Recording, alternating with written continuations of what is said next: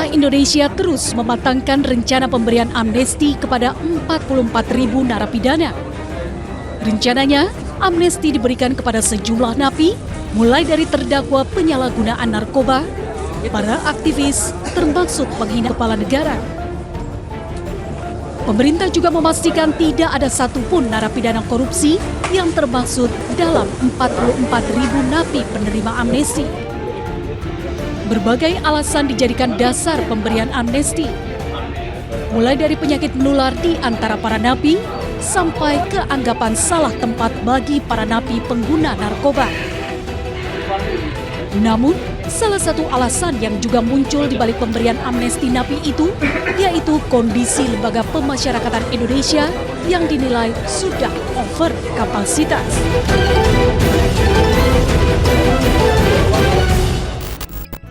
Pemirsa, Anda kembali di 30 menit Kabinet Merah Putih bersama saya Aya Nufus, dan pemirsa, pemerintah berencana untuk memberikan amnesti kepada 44.000 narapidana, dan saya ingin bertanya lebih detail lagi Pak soal ini. Ini termasuk napi narkoba, koruptor juga, atau ada khususnya? Ada 4 kriteria atau orang yang kita rencanakan, kita usulkan kepada Presiden untuk mendapatkan amnesti. Oke. Tapi sejauh mana prosesnya, sekarang masih di asesmen oleh Kementerian Imigrasi dan Pemasyarakatan. Sejauh ini gambarannya? Kurang lebih ada 44.000 kan? Oke. Satu. Yang kedua, saya pastikan dalam proses kali ini tidak ada satupun yang diusulkan berasal dari mereka yang terlibat dalam tindak pidana korupsi. Oke, fair enough. Jadi yang 44.000 itu apa aja? Yang terbesar itu adalah mereka yang terlibat dalam penggunaan narkotika maupun psikotropika. Kurang lebih jumlahnya 39.000. Oke. Ya. Kenapa 39.000? Selalu saya katakan berulang-ulang di teman-teman media bahwa mereka itu seharusnya tidak berada di LP. Karena mereka itu adalah pengguna. Dalam bahasa undang-undang, mereka itu statusnya adalah korban. Karena itu harusnya negara bertanggung jawab untuk melakukan rehabilitasi kepada mereka. Harus direhab. Jadi tempatnya memang bukan di situ. Tapi terpaksa kita lakukan. Nah, karena itu Presiden menganggap bahwa harusnya mereka direhab. 39.000. Berarti tersisa 5.000. 1.200 itu akan narapidana yang kebetulan sekarang mereka sudah ada terkena penyakit yang berkepanjangan. Jenis penyakitnya juga tidak main-main. Ada yang mengalami gangguan kejiwaan, orang dalam gangguan jiwa. Harusnya ini logikanya kalau orang sudah dalam gangguan jiwa, ya kan? Dia di dunianya sendiri ya, Pak ya. Jadi harus dirawat di tempat lain. Tempat yang baik. Tapi yang paling penting dan paling ini cukup banyak. Rupanya warga binaan kita itu sudah ada yang mengalami penyakit HIV/AIDS.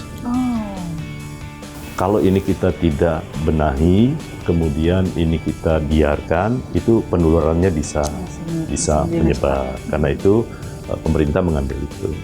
Jadi ada 1.200, sudah kurang lebih 40.200.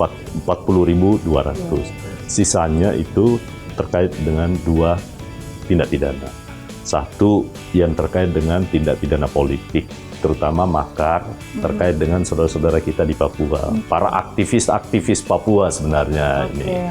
Yang dulu disangka melakukan makar. Presiden menganggap kalau kasus seperti ini sepanjang itu bukan kegiatan bersenjata, makar dengan senjata, atau tidak mengangkat senjata untuk memerangi Republik, itu sebaiknya diberi amnesti. Ini permintaan Pak Prabowo langsung? Ya, jadi itu satu. Nah, yang terakhir adalah mereka yang tersangkut dengan didakwa atau dituntut dan divonis karena melakukan pelanggaran terhadap Undang-Undang ITE, khususnya yang terkait dengan penghinaan kepada kepala negara. Presiden menganggap, Pak Prabowo menyampaikan ke kami semua bahwa resiko jabatan beliau sebagai presiden atau siapapun yang menjadi pejabat publik untuk menerima kritikan, apalagi kalau itu konstruktif dari masyarakat. Jadi beliau menganggap ini sebaiknya diberi amnesti. Tapi ini masih akan didiskusikan lagi ya Pak ya? Ini finalisasi. Saya lagi menunggu tadi ketemu dengan teman-teman IMIPAS, Kementerian IMIPAS maksud saya. Mudah-mudahan dalam waktu dekat 44.000 nama itu sudah selesai di asesmen, kemudian diserahkan ke Kementerian Hukum. Kemudian nanti sebelum dikirim ke Presiden untuk diteruskan ke DPR, karena kan Presiden nggak boleh serta-merta, nggak seperti dulu. Jadi harus ada kontrol rakyat. Karena itu akan memerlukan pertimbangan DPR. Nah, sebelum dikirim ke DPR, kami lakukan verifikasi dulu. Kami buka ke publik supaya jangan sampai ada kasus di luar 4 kriteria tadi. Ya kan? Jadi 80% ini adalah narapidana yang terlibat kasus narkoba. Ini apakah salah satu strategi untuk mengurangi kapasitas lapas, Pak? Tidak bisa dipungkiri bahwa tapi kalau kita lihat kan maksudnya 39.000 cukup banyak ya, Pak? Oh, cukup banyak. Tapi ya? Itu pun kalaupun dianggap itu bisa mengurangi kapasitas lapas, tapi jumlahnya tidak maksimal karena cuma baru 30%. Seluruh wilayah di Indonesia. Seluruh Indonesia. Jadi itu belum baru 30% ya, baru 30% bisa mengurangi kapasitas lapas kita. Tapi sekali lagi kalau yang terkait ini nanti asesmennya bukan di Kementerian Hukum, tapi di Kementerian Imigrasi dan Pemasyarakatan. Berarti nanti akan ada juga transformasi untuk rehabilitasi dong, Pak? Oh iya, jadi nanti Badan Narkotika Nasional, kemudian juga nanti dari Polri, Rumah Sakit Polri kan yang menyediakan tempat untuk rehabilitasi, itu penting untuk kita negara bertanggung jawab untuk melakukan itu. Luar biasa sekali.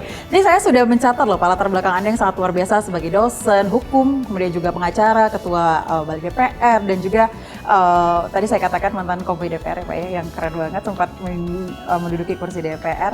Dari pandangan Anda, sebenarnya prioritas apa sih Pak yang menjadi prioritas hukum di Indonesia? Di awal pemerintahan Pak Presiden meminta kepada saya untuk melakukan review terhadap tumpang tindihnya peraturan perundang-undangan. Karena itu Presiden menugaskan melakukan review terhadap 5 program strategis. Satu yang terkait swasembada pangan, kemudian swasembada energi, kemudian penguasaan lahan yang tidak berkeadilan, kemudian makan bergizi gratis.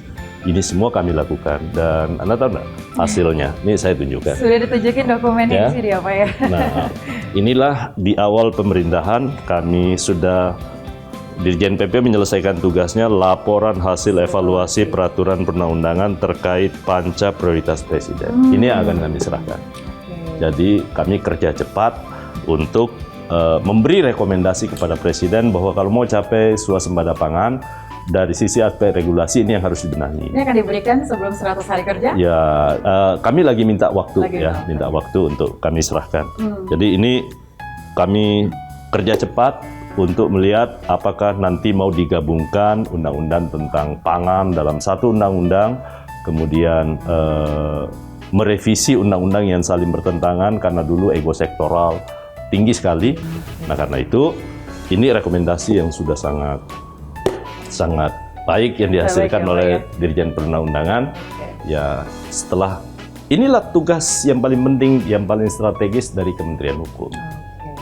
Gitu, Mbak. Apalagi dengan prioritas yang cukup serius dari Pak Prabowo Subianto ya. Pak, Bapak kalau saya lihat di Instagram, kayaknya Bapak aktif berolahraga dan suka bola juga nggak sih Pak? Kalau bola sepanjang itu timnas Indonesia, kita beri tetap semangat. Pokoknya apapun untuk timnas, kita semua support apa yang dilakukan oleh PSSI dan pemerintah. Supportnya kita berharap 2026 kita masuk Piala Dunia. Amin. Tapi udah ada pengajuan Pak dari PSSI untuk naturalisasi terbaru? Naturalisasi sudah selesai kemarin, ada satu. Cuman saya lupa namanya ya. Masih ada Oleh kalau nggak salah ya. Mudah-mudahan saya nggak salah. Sudah kami teruskan, tinggal menunggu ke DPR untuk persetujuan. Dan saya dengar masih ada 2 lagi yang menyusul. Belanja, buat kita Indonesia, siapapun itu sepanjang bisa membuat merah putih berkibar setinggi-tingginya dimanapun, itu wajib kita dukung. Mau hati ya, dia Pak? warga negara asing ataupun lewat naturalisasi, buat Republik ini sepanjang itu menyangkut soal pembinaan talent muda yang berprestasi, kita wajib dukung. Oke. Tapi spill dikit dong Pak, yang 2 nama terakhir itu Belanda dong. Rata-rata kenapa Belanda? Karena memang rata-rata warga keturunan kita lebih banyak bermukim di sana. Oke, baik. Tapi bukan berarti di tempat lain tidak ada. Oke. Bapak terima kasih kalau begitu. Baik, Mbak Ena, makasih. Biasanya saya sambil lihat akun Ya.